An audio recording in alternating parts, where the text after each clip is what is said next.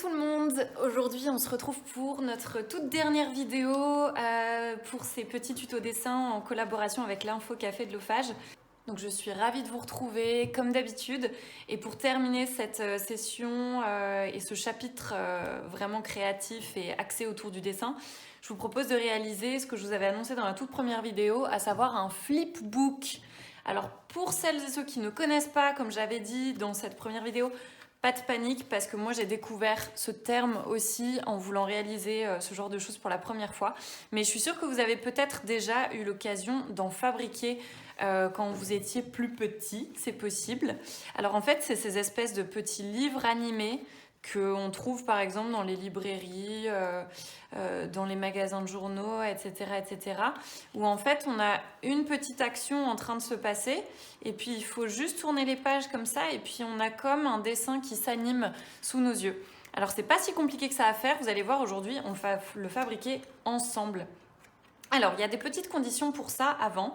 Si vous avez un papier relativement fin, comme moi, c'est-à-dire un papier dessin assez classique, il vaut mieux que vous réalisiez ce genre de petits escaliers. Vous voyez, moi j'ai découpé mes feuilles de la plus petite à la plus grande. En fait, j'ai tout simplement pris ma première mesure et puis à chaque fois, fait ma première page, et à chaque fois j'ai rajouté 2 mm pour chaque. Voilà. Donc je vous dis, pour que vous ayez une idée, les tailles de la toute première, si je prends ma règle dans le bon sens, c'est mieux. Alors, de largeur, on a 7,4 visiblement, et puis de mémoire, je pense que j'avais fait 7,5 de haut. Ouais. Donc en fait, elles ont toutes une hauteur de 7,5 cm. Ça, vous pouvez le faire pour absolument toutes. Et puis, pour la largeur, moi j'ai commencé à 7,4. Donc en fait, vous voyez, c'est presque un carré. Et à chaque fois, j'ai rajouté 2 mm. Donc 7,6, 7,8, 8, etc., etc. Et là, j'en ai fait une...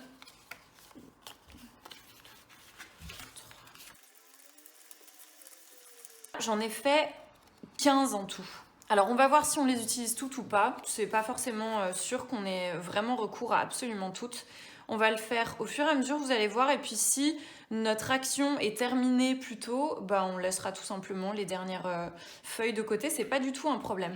Alors ce que je vous propose de faire, pour rester un petit peu dans l'idée du printemps, de l'été, et puis pour coller avec la dernière activité qu'on a faite, je sais pas si vous l'avez vu, c'était la réalisation de 3 petits dessins estivaux en 3 fois à peu près 10 minutes, qu'on a donc terminé la semaine dernière avec un citronnier. C'est notre dernière petite plante. Et bien là, on va rester dans ces thématiques ici, à savoir l'univers floral, l'univers du végétal, et on va se dessiner une fleur qui est en train d'éclore. Parce que c'est un mouvement qui peut être intéressant pour ce genre de travail. Vous pouvez faire aussi, par exemple, une balle qui rebondit. En fait, il faut vous choisir une action où il y a un mouvement en cours, et puis tout simplement détailler chaque partie du mouvement sur chacune de notre petite feuille. Alors, pour bien réaliser ça correctement, l'important c'est que si vous avez quelque chose en escalier comme ça, vous tassiez bien tout de sorte à ce que ici, on soit partout au même niveau. Ça, c'est très important. Je disais tout à l'heure, si vous avez du papier fin, faites ça. Et donc pour celles et ceux qui ont plutôt du papier épais, vous pouvez très bien vous permettre de toutes découper de la même taille en fait. Il n'y a pas forcément besoin de faire cette petite échelle, c'est juste histoire de mieux tourner les pages. C'est quand même pas mal de le réaliser. Et si jamais vous faites toutes à de la même taille, alors faites quelque chose comme, encore une fois, 7,5 de haut comme nous. Et puis, je dirais en longueur, faites peut-être quelque chose comme 9 cm, quoi. Ça peut être pas mal. Voilà, donc je retasse tout pour qu'on soit bien au même niveau, et gardez à chaque fois bien un appui sur votre feuille pour qu'on ait toujours là le démarrage de toutes les feuilles en même temps. Alors moi, vous ne le voyez pas, mais j'ai une petite vidéo sous les yeux, j'ai mon ordinateur à côté avec un espèce de découpage d'une fleur qui est en train d'éclore.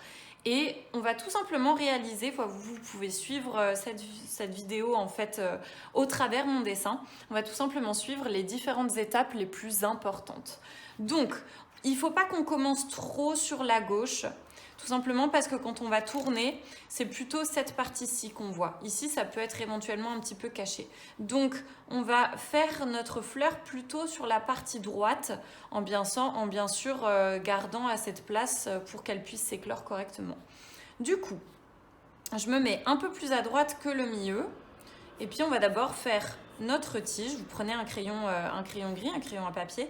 Et puis là, on va essayer de faire une sorte de lisse. On va tout simplement faire un espèce d'ovale qui va vers le haut avec des pointes. On commence déjà à voir apparaître les différents pétales. Donc vous pouvez aussi les faire apparaître sur le bulbe qu'on trace. Puis vous fermez chaque en faisant une espèce de petite pointe. Ça donne tout simplement quelque chose comme ça. Vous voyez, rien de compliqué. Comme un espèce d'oignon très très très très haut. Voilà. On place notre feuille, dès qu'elle est terminée, vers le haut. Et pareil, on l'aligne bien avec le début de la prochaine. Parce qu'il faut que notre dessin soit réalisé au même endroit à chaque fois. Donc vous voyez, on va s'aider en fait du modèle de la première pour savoir à peu près où est-ce qu'on a commencé. Deuxième dessin, on fait la tige de la même longueur, on essaie bien de respecter ce qu'on a fait. Et puis notre bulbe, pareil, on essaie de le faire à peu près aussi haut que sur notre première image. Il commence à s'ouvrir légèrement. Donc les pétales qu'on a dessinés là commencent à se séparer un petit peu. Ceux du côté, ils commencent à partir un petit peu sur le côté. On a un mouvement d'ouverture qui se crée. Pareil, je garde. Je me mets juste au-dessus. Je garde bien le même alignement sur la gauche. Et puis je continue.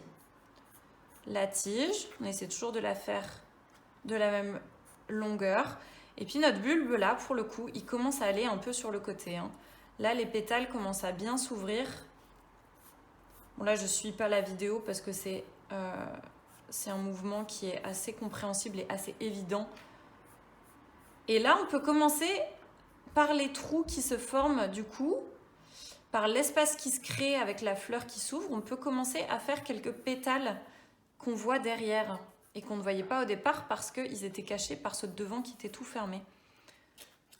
Voilà. On continue. Notre petite tige, toujours au même endroit, toujours de la même longueur. Et puis là, je regarde un petit peu ma vidéo. Ok, on commence vraiment. On a toujours un pétale là qui est assez en face. Et puis les autres, par contre, pour le coup là, ils commencent à bien s'ouvrir. On voit encore un peu plus ceux de derrière. Et peut-être qu'on voit apparaître les petite partie du milieu. Vous savez, on va faire, je vais pas dire de bêtises, je me serais bien tenté un terme pour dire les parties de la fleur qui sont au milieu, mais je n'ose pas. Donc on va dire les petites parties qui sont au milieu. Vous savez, ces espèces de petites tiges qu'on a au milieu de la fleur. Voilà, on peut les faire éventuellement. J'aurais pu commencer à les faire sur celle juste avant. Par contre, ici, on commence à les voir de manière un peu plus importante.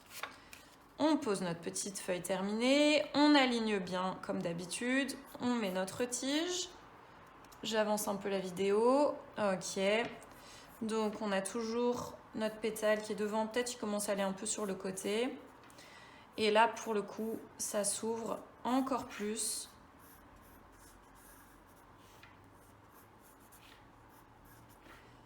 Et puis on a nos petits trucs au milieu qui sont en fait une espèce de tige avec un petit ovale à l'horizontale. Là, les petites feuilles elles commencent à partir. Donc, on remet bien à chaque fois. Continue la vidéo. Ok, donc notre tige. Notre fameux pétale du milieu qui part toujours un peu plus sur le côté. Et puis là on est parti. Là, ça s'ouvre. Ça s'ouvre vraiment. Du coup, on voit encore plus notre petite partie du milieu. On peut en faire apparaître une de plus qui était cachée derrière la pétale principale. Ou le pétale. C'est vrai que je ne sais jamais comment on dit. On avance la vidéo. Ok, donc on a encore la tige. Là, un peu plus complexe, le pétale ou la pétale, c'est le pétale je pense, du milieu qui était face à nous jusqu'à présent, qui commence à partir sur le côté, il va s'ouvrir comme les autres, donc il va revenir un petit peu vers nous. Donc en fait, par effet de raccourci, il va devenir un petit peu plus petit. Donc vous pouvez lui faire une forme un petit peu comme ça. Celui de l'autre côté, il s'étale. Pareil, ce derrière, il commence à s'étaler. On fait des arrondis. Voilà. Sur le côté, on en fait un dernier. C'est pas grave si on respecte pas exactement le nombre de pétales qu'on avait juste avant. Ça, on n'est pas obligé d'être ultra précis non plus là-dessus. Voilà. La suivante.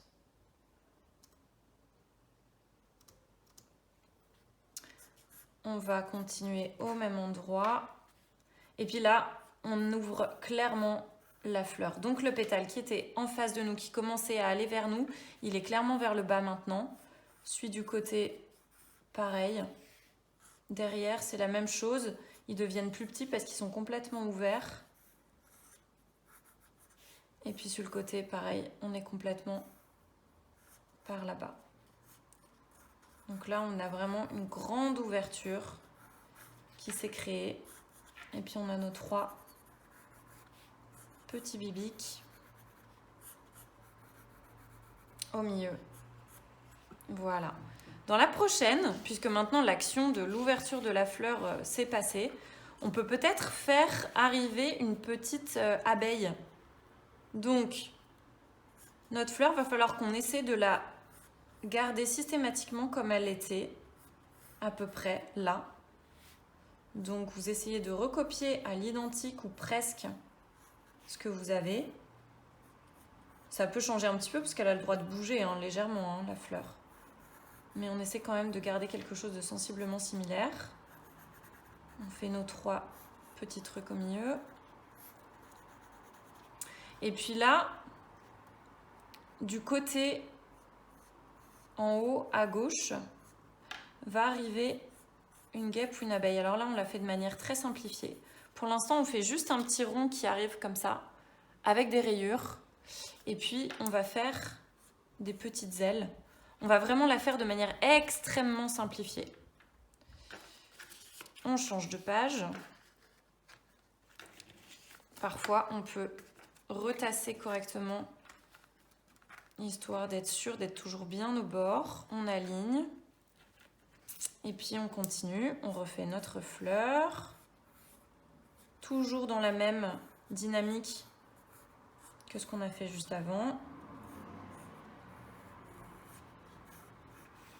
Nos 3 trucs ici. Et puis là, l'abeille, elle arrive un petit peu. Donc, elle est un peu plus vers notre fleur. On lui fait ses petites rayures. Et puis, on lui fait juste 2 petits trucs de chaque côté pour représenter les ailes. On peut lui faire peut-être des petites antennes pour que ce soit un peu plus rigolo. Voilà. On refait notre fleur au même endroit, dans la même position. Parfois, c'est un peu rébarbatif, cette étape-là, mais on n'a pas trop le choix. Nos 3 petits trucs au milieu. Là, on va faire en sorte que l'abeille se rapproche un peu plus fort de la fleur. Pareil, on lui fait ces 2 petites rayures, ces 2 ailes de chaque côté. Puis on a dit qu'on lui faisait des petites antennes. On fait encore une fois notre fleur.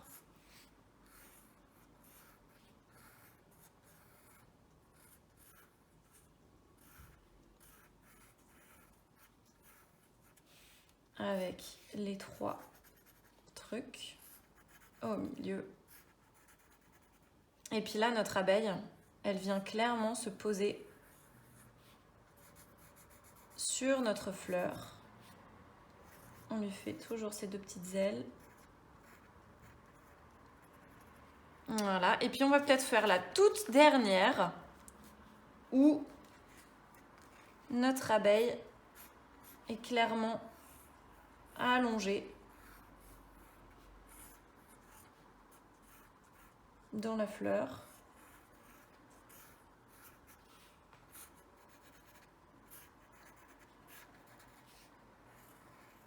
Hop, on lui fait ces 2 rayures, ces petites ailes, ces petites antennes. Voilà. Alors là maintenant, ce qu'on va faire, on a notre dessin qui est à peu près prêt. Donc vous voyez, il y en a 2 chez moi qui sont en trop. Et là, ce qu'on va essayer de faire, c'est assez rapidement de repasser avec le feutre, juste pour que notre dessin il se voit un petit peu plus.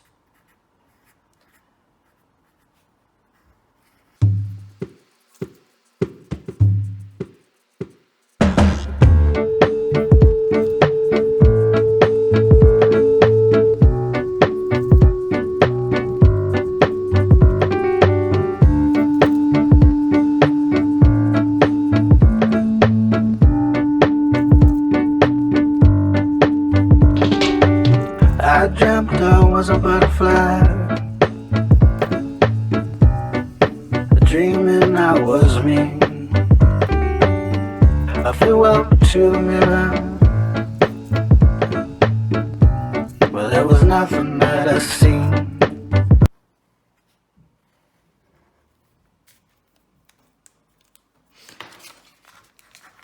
Et voilà le travail. Donc, normalement, ça devrait fonctionner. Alors là, on va d'abord tester comme ça, juste en tenant avec notre doigt ici. Et par la suite, vous pouvez tout simplement venir mettre une petite pince plate ici, en fait, qui va juste venir tenir ce qu'on a fait. Et là, le jeu est très simple. C'est juste de tenir fermement en attendant qu'on mette notre petite attache. Et puis, d'essayer, tout en ayant bien tassé, de venir passer les feuilles pour voir si l'action se réalise. Alors c'est parti.